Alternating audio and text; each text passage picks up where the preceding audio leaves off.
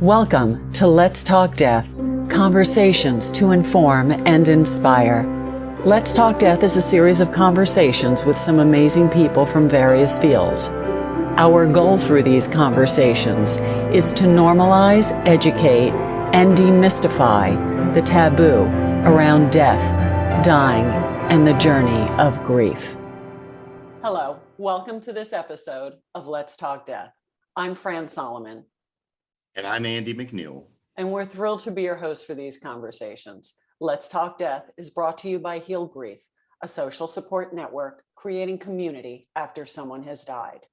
Everything we do is inspired by our core belief that no one should ever grieve alone. Our goal with this program is to have a friendly chat with some amazing people so we can help normalize and educate our Heal Grief community. Our guest today is Dr. Phillip Lister. Dr. Lister is an adult and child psychiatrist in private practice in New York City. He received his medical degree from Duke University School of Medicine and moved to New York to enter psychiatric training. Trained in adult and child psychiatry at the Payne, Whitney Clinic of Weill, Cornell Medical Center, Dr. Lister joined the voluntary faculty, supervising residents and teaching medical students. Overlapping with residency and fellowship, he trained in adult and child psychoanalysis at the Columbia University Center for Psychoanalytic Training and Research. He then joined the faculty there, participating in the basic course surveying the work of Freud. Most recently, he has trained with MAPS, Multidisciplinary Association for Psychedelic Studies. That training prepared him to be on a team of therapists, offering research participants MDMA-assisted psychotherapy in a phase 3 study to determine whether MDMA will provide a new, more effective treatment for PTSD. The research is currently underway. Dr. Lister is here with us today as a father and author of A Short, Good Life, and he shares Liz's story of facing death. Dr. Lister, we are just delighted to have you as a guest on our show. Happy to be with you. Doctor, before we speak about your book, A Short, Good Life, I must ask, did any of your training or degrees help prepare you as a grieving parent? The basic answer is no, I would say. And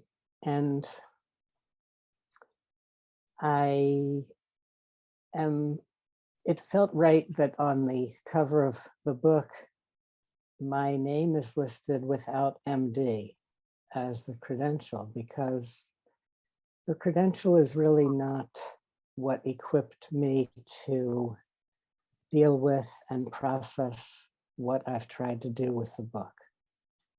It's being a human being, it's being a father and husband, and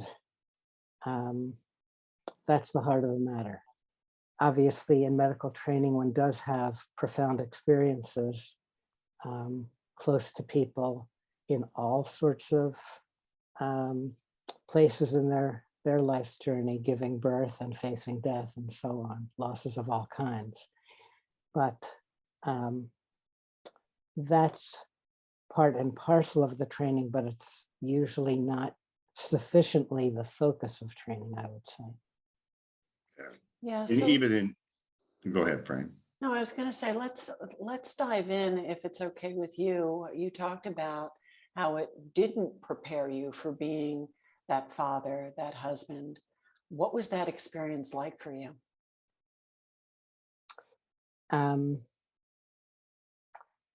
Well, I would add that I think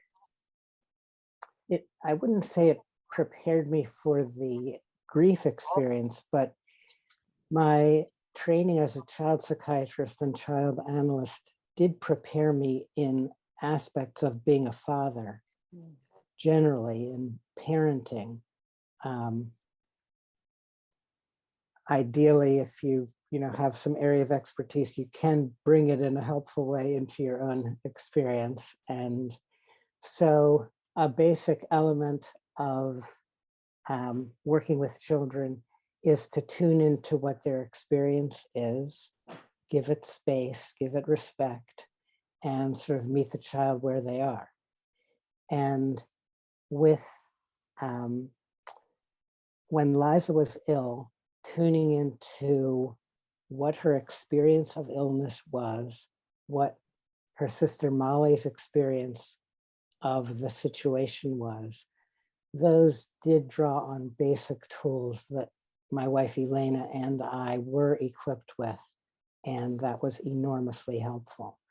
There's a well-known sort of classic book in the area of child development called The Magic Years by Selma Freiberg.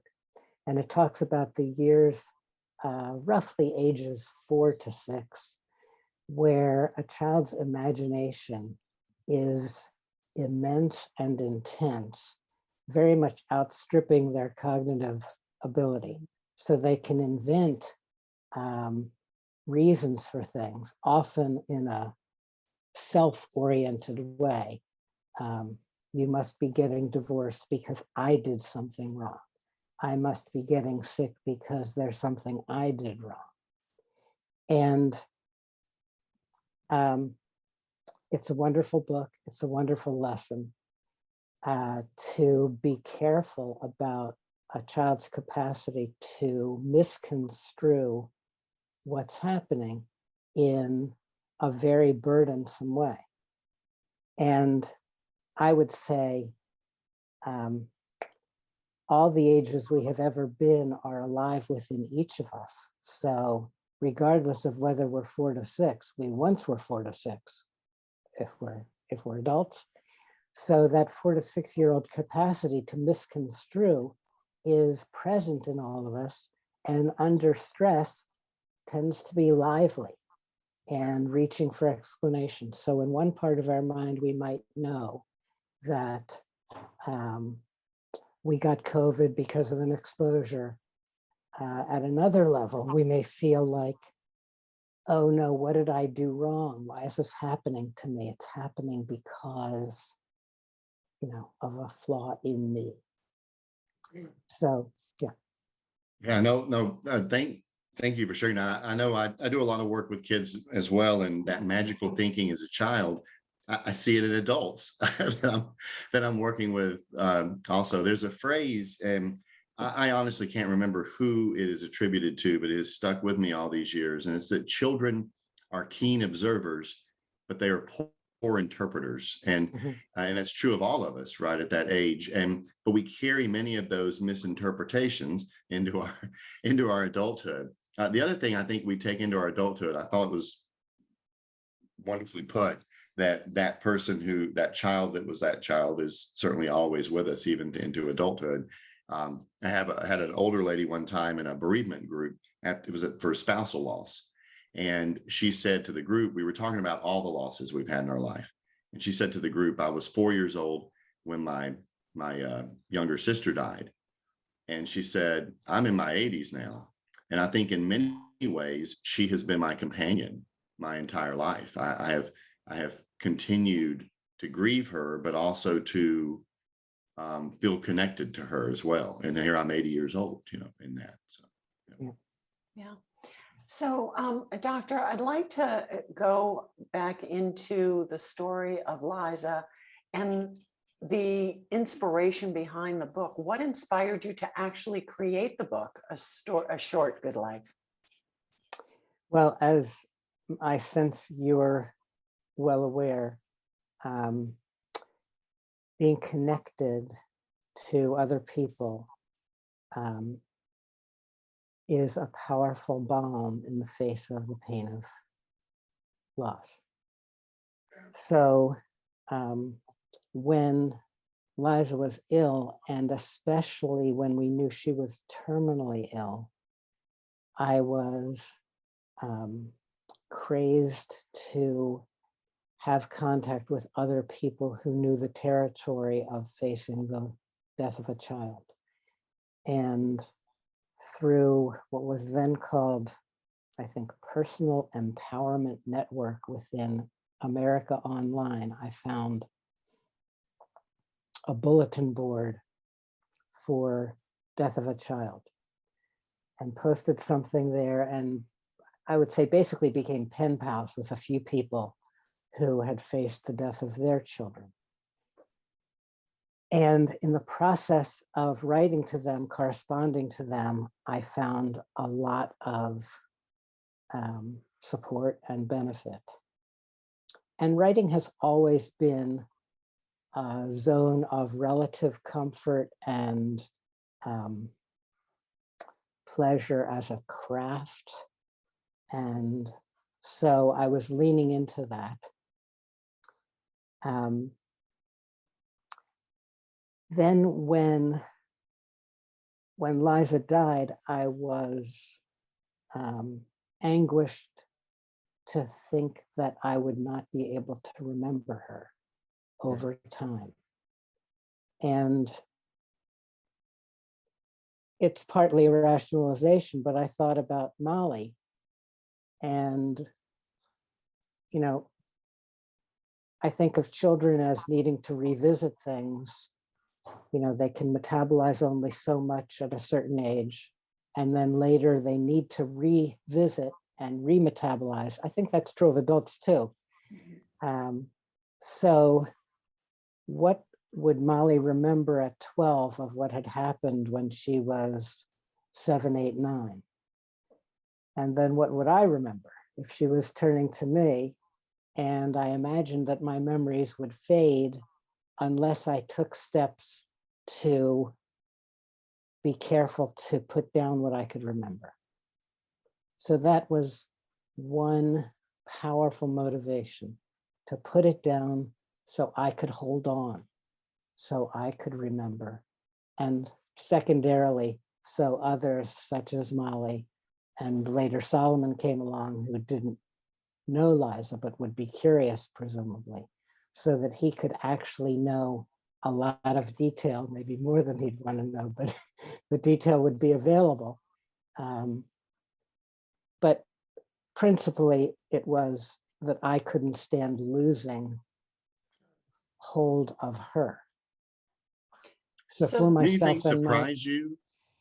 Did anything surprise you in just that you didn't expect as you were writing the book? Was there anything that just wasn't anything that surprised you there?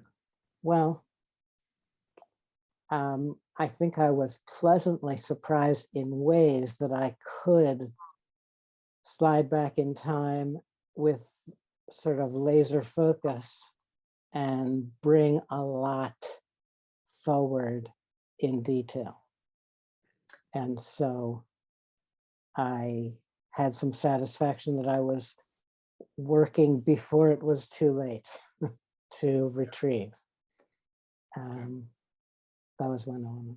Doctor, I just want to ask, so is the book more about your interpretation of Liza's journey as a terminally ill child, or is it more about your experience with a child that was terminally ill? I'm not sure I know how to separate that. It certainly is capturing Liza, but it's capturing Liza through my eyes and in the context of the family.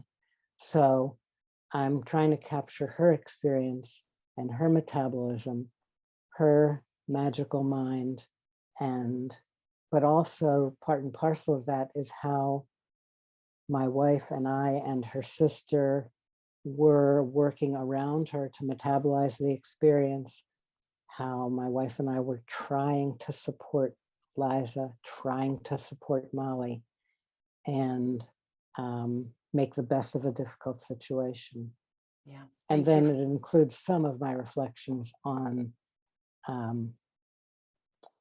the process and the healthcare system as we interacted with it. Right. Thank you for that. Thank you. I do want to redirect just for a moment about this phase 3 study you're doing. Can you share a few moments about that?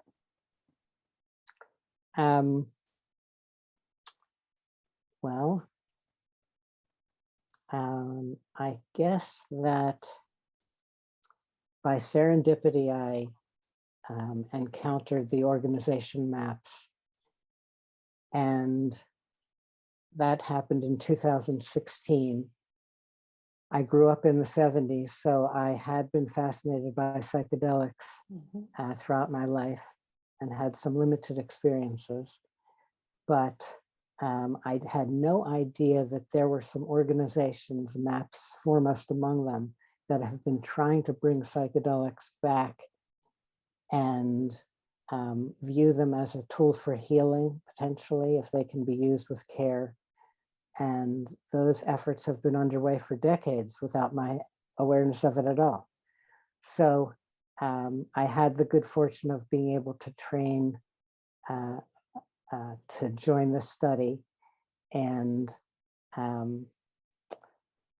it is a world full of trauma that we live in, of all kinds, from which no group of people is spared. So the trauma treatments that we have are limited, and the idea of a different kind of treatment that might have a very powerful impact in a relatively short period of time is a wonderful prospect, and MDMA-assisted therapy is exactly that. So participants who have been enrolled in the study work with a pair of therapists for approximately 4 or 5 months. They get 3 experiences with a substance, MDMA or placebo. It's a double-blind study. But it does seem that MDMA, in the support of a carefully constructed relationship with therapists and a careful setting, does allow people to revisit their trauma with a state of calm enough that their defensive armor is softened or actually removed, so that they can reflect on their experience and process it in a way that they've never been able to before.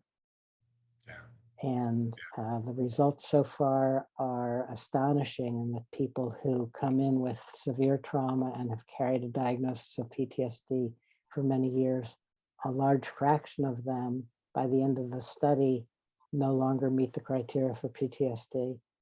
And we have the notion that the 4 months of work is not the end of the work, that it sets in motion a healing process that can continue for months and years. So it's very exciting.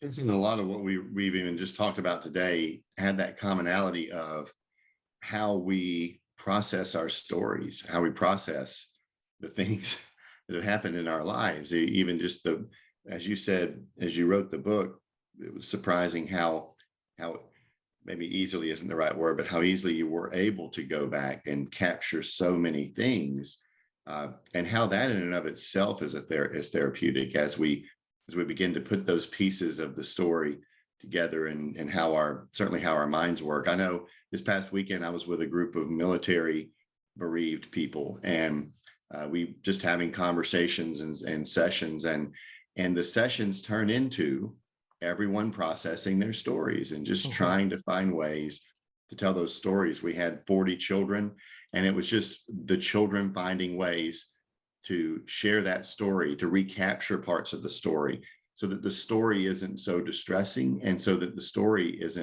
doesn't have so much control. We regain a center of control around that story that's just part of us now, in a lot of ways. Yeah, I agree. Writing is a kind of processing of one's story, and then there's the element of processing in connection with other people, especially where trust is established. So that's intrinsic to the study, and it relates to the relationship between a writer and reader. Yeah, for sure. Dr. Lister, we are just about out of time. The conversations always go fast. I say that every time, I think, but this has been a wonderful conversation. Before we end our time together, I wanted to give you an opportunity quite often people who are watching or listening in want to know how they can connect with our guests. And I wonder how people would connect with you and your work. I just want to add one note about the book. So in what we described, what I shared in the conversation, I told you about the desire to remember. Then there was a different task as a craftsman, because what I needed to remember was everything I possibly could remember. And in crafting a book that I thought might have value for other people, I understand they do not need to remember everything. So it was really the writer's craft, I think, is letting go of a lot of writing. I've got the draft that I need, but the book that resulted is probably half the size or less than that original draft. So if there's a reader out there, I don't want you to anticipate that you're being forced to encounter more than you would want. So the book is called A Short Good Life, and there's a website that is a companion to the book, which is called ashortgoodlife.com. And there are a lot more photographs there. There are some poems there that I have written. There's also a link to my practice. So that's probably the best entry point for making contact with me. Email is welcome, and there's a portal through which email can be launched to me. Dr. Lister, thank you so much for being a guest here at Let's Talk Death and for sharing the inspiration behind your work and your book. Thank you. So glad to be with you and to have met you guys. And thank you to all those who have joined us for this episode of Let's Talk Death. Please visit us at healgrief.org to learn more about all of our programs and our resources here at Heal Grief, including our national network of support for grieving young adults called Actively Moving Forward. And if you know of a bereaved adult, refer them to our AMF app, where adults of all ages connect with others experiencing a similar death loss. And last, make sure to sign up on healgrief.org to receive our newsletter for links to future episodes of Let's Talk Death. And so again, with that, thank you for joining us, and we will see you next time on Let's Talk Death.